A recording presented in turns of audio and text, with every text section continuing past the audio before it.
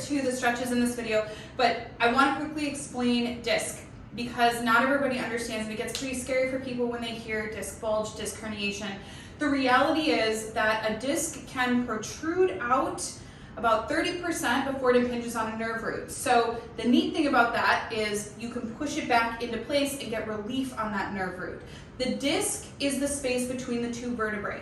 Discs do not have blood vessels, so the way that they stay hydrated and healthy and absorptive and spongy is fluid movement. So that comes with the chiropractic care, that quick movement, the adjusting, but it also comes with movement at home. And then there are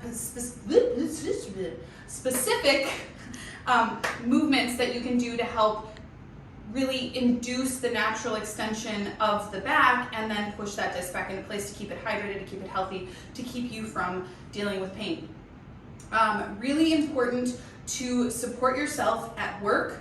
You want to use either an inflatable lumbar pillow, roll a towel, put some rubber bands on either end, use a sweatshirt, but what you want to do is induce the natural curve of your low back. And typically that does not mean down here. It means right up in here while you're driving, while you're sitting at your desk at work, while you're on the sofa, while you're flying on an airplane. It is that important. It is so important.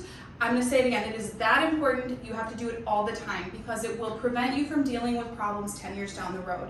It will allow you to play with your kids. That's crazy important, we all know it.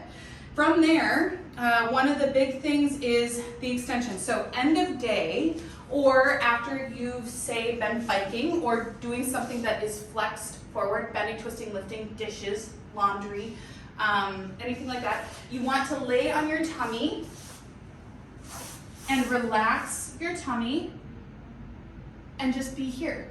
You're not activating. I don't want this. I want total relaxation, letting your belly drop. You are physically pushing the disc back into place. If this is painful, don't do it. But typically, if you're dealing with a true disc issue, it's gonna feel incredible. Do it for 10 to 15 seconds, no longer, but do it every day. And you can do it multiple times in a day.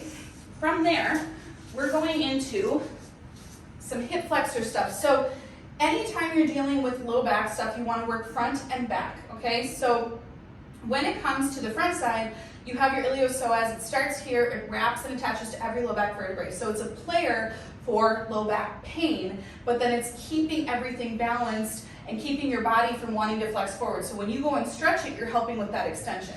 So what I'm going to have you do is get up against a wall. You're going to take the balance out of it. You know this is my favorite stretch if you've ever talked to me before.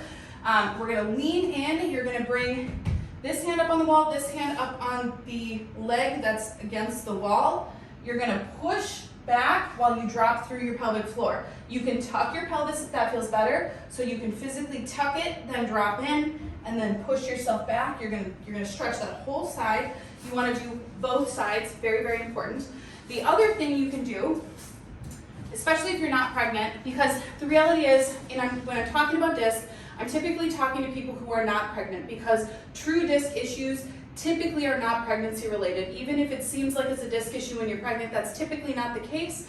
It's typically postpartum or later in your life due to repetitive wear and tear.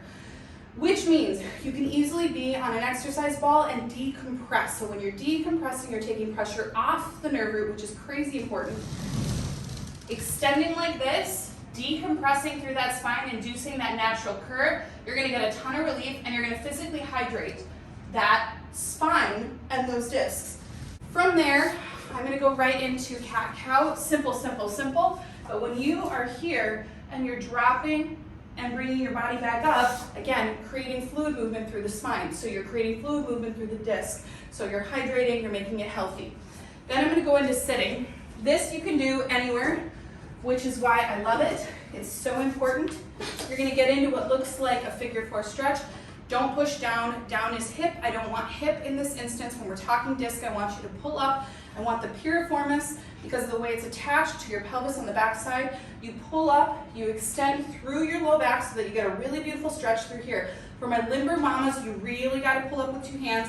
You really got to arch through that low back, and then you look up over that shoulder. You do both sides.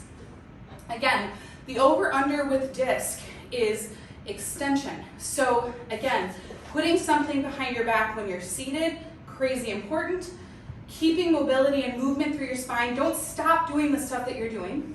If you need to, you certainly can wear a support belt to just eliminate the over pull and over stress of the muscles in the area while you're flared up. That might help you. But really the over-under is keeping extension in your back, keeping fluid movement, decompressing, taking pressure off, and then having a nice, beautiful conversation with your chiropractor if you need some extra oomph for that mobility.